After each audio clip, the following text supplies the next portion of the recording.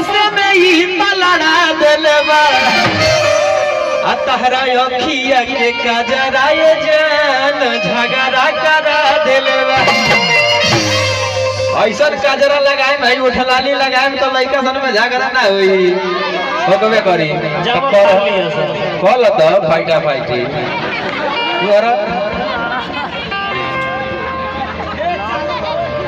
अरे गांव भर के लई कने आपस में ही पलड़ा दिलवा गांव भर के लई कने आपस में ही पलड़ा दिलवा पलड़ा दिलवा पलड़ा दिलवा कि तारा अखिया के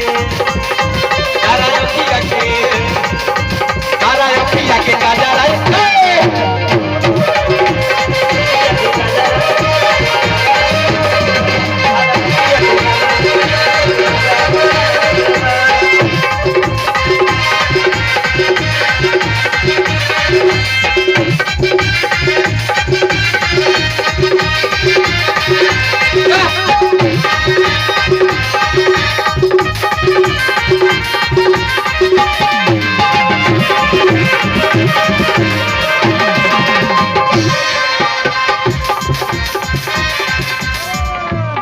देख के हमारा कुछ पुरान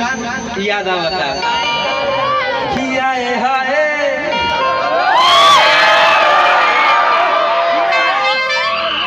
गजब का